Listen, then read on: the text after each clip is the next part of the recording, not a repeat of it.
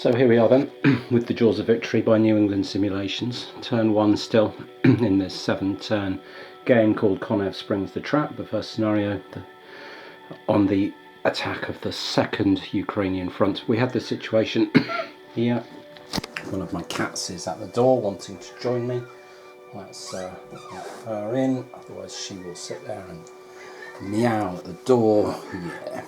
So we had this situation where the Russians had begun their breakthrough, and I said that a lot of the Germans were sort of forced to sit in place because of the scenario rules. I can just see some damage, a little bit of damage up here. Perhaps that should probably be 2 supply points, and there's an artillery unit there, and there's a hedgehog there, and I'm not sure where that came from. I'm guessing in here with the artillery unit behind. That seems very sensible, so it looks like something just got nudged there. Anyway, back to this situation. I said that the Germans didn't have that much to do, and that's because this whole division up here isn't allowed to move by scenario rule. They're not activated yet. This 57th Infantry Division in here, part of the 11th Corps, isn't allowed to move. This 75th Infantry Division I don't think is allowed to move. And what that means is that even though divisions like this here, the 389th, is allowed to move, if you move it too much without being allowed to move any of the others, you then just open up weaknesses that you can't refill any other way, because nothing else can move to adjust to your new position. And so similarly down here, we've got an infantry division in here which is a bit stuck, because this division down here, the 320th division, can't move. And so if we then start moving stuff in here, we just allow this to be separated off and isolated, as the Russians, if we try and pull back without this one being allowed to pull back, you know, we're just allowing it to be cut off, and so on. So yeah, I'm just going to make sure that all this stuff is in the right place, because again I can see a hedgehog there. I'm not sure where that hedgehog came from. So that's all a little bit disconcerting. I assume maybe it came from there, and I simply haven't replaced it because I was looking at what's in there. Yeah. Anyway, what we have been able to do is push the 14th Panzer, which was down here in Novomirgorod, and then the 11th Panzer has started coming on the board from down here. These only get half moves, but 14th Panzer has been able to push up, and I've thrown some combats in to try and you know, start bogging down this breakthrough. And I also swung these 3 elements of 5th SS Panzer, part of the 11th Corps, 5th SS Panzer Division, which was up here, and I've swung them out around and into the path of the breakout to try and defend Spola. So I've got these 2 combats to roll out here, which I'm not going to do on camera. Let's see how these go. So I've done the Russian moves and combats here in turn 2 in Jaws of Victory, and you can see the breakout has extended somewhat, and actually we've got Russian armoured brigades here that have wiped out a German artillery battalion, I think, and have got these breakthrough markers on them, which is going to give them a 1 hex move or another combat while there's nothing around to fight. But that they have now taken the rail line, and in fact if we use their 1 hex move breakthrough to drop in here, they're actually taking the rail terminal hex there, and we can drop them in here, and that gives us a fairly solid grip on Spola. And so that's going to make supply now extremely interesting, to say the least, for the Germans, because their supply comes in here and hits Shapola and stops, so they can supply down here into Nova Mirgorod and so on into this 47th Panzer Division. But the 11th Division up here is in some trouble now, and that probably means I need to read the bespoke rules for Korsun and what this means. We also have a couple of breakthrough markers down here. We've got one here where there's an Russian infantry division with it's an anti-tank regiment beneath it, 18 strength points. Does that want to make another attack somewhere? Maybe it does. Maybe it does need to keep chipping away. The trouble is that if it attacked, say here, it would likely be in a zone of control from here and therefore be halved, and likewise if it attacked here it would be in a zone of control here and be halved. So I don't know if there's any way to make individual attacks like that pay off. I don't think there is, and I don't think he wants to pull back because that doesn't seem like the greatest plan in the world. We want to try and push into this village and have more opportunities not to be attacking across stream. So I think he has to just hold his spot there. We've got some breakthrough markers up here. This guy, I know what he wants to do, and he wants to push up that hex there just to reform the line and hold the stream against any German potential incursions into the flank. And that leaves this guy here, and he's got nowhere really to move to. He can't attack because there's a lake between him, so he can't attack into here. We can tell that guy's pretty strong, and we've got a stream between us which would, I believe, half us on the combat, which is unfortunate. Yeah. So what have we got? We've got 13 strength infantry division.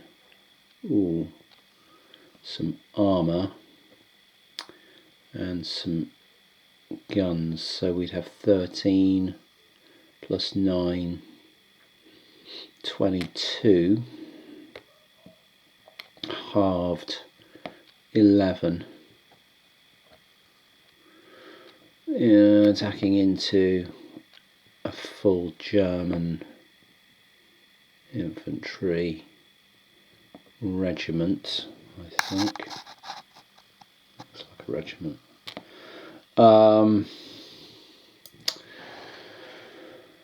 And that regiment is going to be 13 strong, so we'd be at less than 1-to-1. We'd have a shift right for having an infantry division involved. We'd have armour superiority. That would probably be 2 steps. No, yeah. 2 steps right for 2 white dots against no white dots. So that might bump us up to 3-to-1.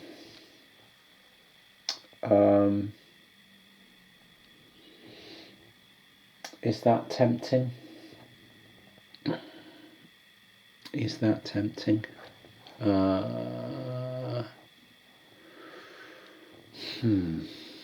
There's a regroup in here and a disordered here.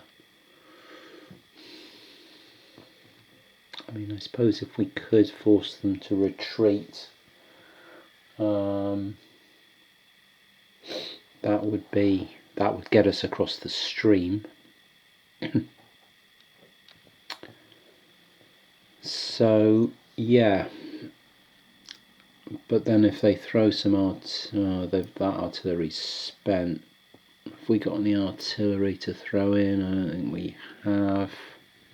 Oh no, we have actually. We've got some artillery here, 4 range and 5 range. I could put 4 points of artillery behind us as well. Okay, let's do that. We'll attack into there. 11 points to 13, as I've said, 1 to 2. That's got no defensive value. So we'll throw our... Oh no, that's the right... Oh no, this guy here. These guys here. We can put 4 points of artillery in to aid our cause. We'll have to spend some supply to make it a supported attack. And okay, so we've said it's 1 to 2. The Soviet division involved makes it 1 to 1, and our armour superiority makes it 3 to 1, and then we'll see what shifts we get from 4 points of artillery support. So let's roll that. That's a 1. That's going to be quite a lot of shifts. 4 points of artillery support, that's 2 shifts from artillery support. So we started at 1 to 2. Soviet division, armour superiority, and artillery moves us up to 5 to 1.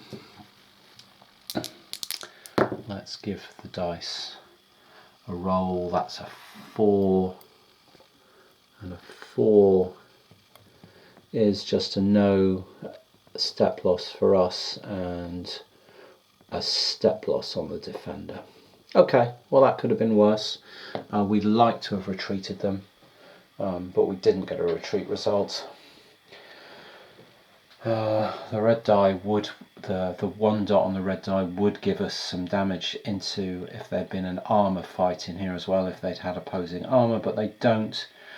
And their 3 isn't, they've got 1 black dot for anti-armour, so they don't cause us any casualties there. So we just inflict a casualty and we're done. Alright, Jaws of Victory here. Konev springs the trap, the first scenario.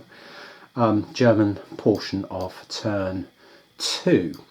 And with the Russian armoured brigades through to Shapola cutting the rail lines here, I've put down some rail cut markers because they can now only be repaired with engineers. We have to figure out what the impact of this is, and there are a couple of different things that the Germans can check for. One is, the first one they can check for is Korsun isolation, and we can safely say that Korsun, the town of Korsun, is no longer in supply because it doesn't have a rail line. This rail depot here now doesn't connect because the rail line's been cut through Shapola. So the Germans can now declare Korsun isolated, and that because they historically had been stockpiling supplies in Korsun, as you know, depoting stuff there in with some foresight as to this kind of thing happening. And you can see under this alarm unit there's a supply icon in the town of Korsun, and we can declare Korsun isolated, and we can start using Korsun as a supply source, and we get to put some points on this Korsun supply track, in this case 8. It would normally be 15, but it's halved because this is a 1 map scenario. And then we can start using airdrops to bring in more points, and so on. So that's the first thing we can do. The second thing I was looking at is called core isolation. And the 11th corps, which is this one up here, you can see the 11s in the top right corner here, and in, you know, these 5th Panzer divisions, and in other units in the area. So down here, you know, these are 11th Corps, 57th Infantry, or 57th Infantry, I can't read it. But you can see this 11th Corps can declare 11th Corps isolation if either of its supply, if one or either of its supply distribution points is out of supply. And its two supply distribution markers are here and here. And I've actually just checked all the way down the road here, round through here, across the river, up through this town of Olshana, and back down the road through these woods and down to the rail depot here. And actually, both these supply distribution points are still in supply. This one would have 0 supply points, but at that range, even though you've got 0 supply points, you are still, it would be flipped over like this, but it would still be considered in supply, because although it hasn't got any supply points to, you know, restock artillery or you know, support combat, it would still be keeping all the units around it in supply. It just wouldn't have any extra at this limit of its range to be able to distribute for attacks or artillery and stuff. And actually, I've forgotten what that was on now. I think it was on 3 or 2. And actually, this one here would have 1 supply point. It's at the absolute limit of the range at which it would have 1 supply point, but it would have 1 supply point and be keeping stuff in supply. So we can't declare 11th Corps isolated because we haven't hit the prerequisites, and that Corps isolation gives the Germans a sort of free retreat move and does all kinds of other things. It releases them from the continuous front obligations and other things, but it hasn't happened, and so we can't do that. But we are going to declare course and isolation and follow those rules through. Then we're going to be looking at bringing some reinforcements on and any replacement points we get. And then we've got the thorny issue of dealing with this extensive breakout now by the Russians, especially since 14th Panzer and I think 11th and 3rd Panzer are still restricted to attacking east of Hex 45 or 44, so they can't even push back here to try and attack into Shapola. They're only allowed to attack, to try and cut through the salient, which clearly that I don't think they've got the strength to do, although they may well have to try. So yeah, we're still in the almost like the surprise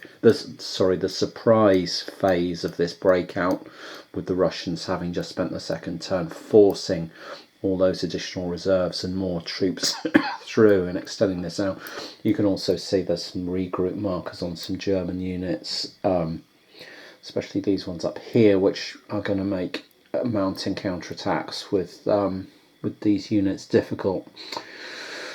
So yeah, very tricky situation for the Germans right now, and not entirely sure what they're supposed to do to stem the tide right now, and I think they have to make preparations for things to get worse before they might get better. So yeah, I think actually what I'm doing now is not doing things that are doomed to fail or ridiculous, and seeing almost waiting for this Russian attack to run out of steam, because I'm not even allowed to send stuff over here yet, and we're hoping that as we get released in turn 3 we'll be able to do some more sensible things and start bringing some of our troops spread up through the north here into more sensible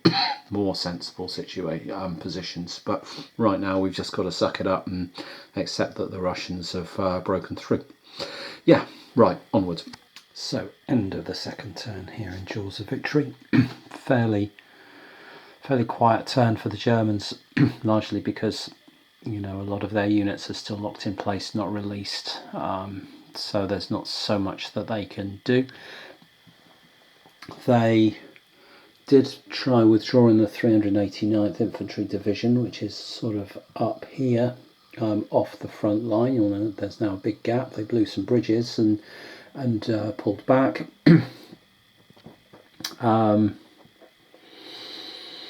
Yeah, but that does leave a gap for the Russians to come through and start exploiting the 72nd Division. But you know, needs must. These elements of 5th SS Panzer pulled right back here because they're just on their own down here with no backup and facing a huge Russian force. 14th Panzer kept its powder dry and decided not to try and attack into these very strong groups. 3rd Panzer had a go at attacking at a weak recon unit in here, trying to cut the road, hoping to force a breakout and then cut the road so that they could cut supply off to this forward group. And despite 20 strength against 2, which would look like 10 to 1 because they were in the zone of control of other Russian units, divisions, essentially infantry divisions, that halved their attack strength and they were on 5 to 1. The artillery and armour and combined arms bonuses took it up to 9 to 1, but the fact that these guys were on a hilltop gave them a shift left. Anyway, overall 8 to 1 attack. They rolled a 2 and that just caused a step loss and a disorganised, but it didn't even force a retreat or a breakthrough. So 3rd Panzer did not manage to cut the road as they had hoped, which is what the Germans were sort of hoping they could do to slow the advance down this turn. That was their best opportunity to put an attack in that would have sort of meaningful impact. And it didn't happen for them. So 11th Panzer kept their powder dry down here, just so that in turn 3, when they're freed up from the restrictions of attacking, of moving and attacking over to the east side of the map, they're hoping to swing around over here and coordinate with 5th SS Panzer if they survive next turn. And yeah, next turn we'll see a lot more stuff released from its defensive perimeter duties, but of course we'll also see some more huge meaty stacks of Russians come into the fray, perhaps looking to exploit the gaps in here. So wow, plenty to play for. There it is, that's the end of turn 2, coming into turn 3.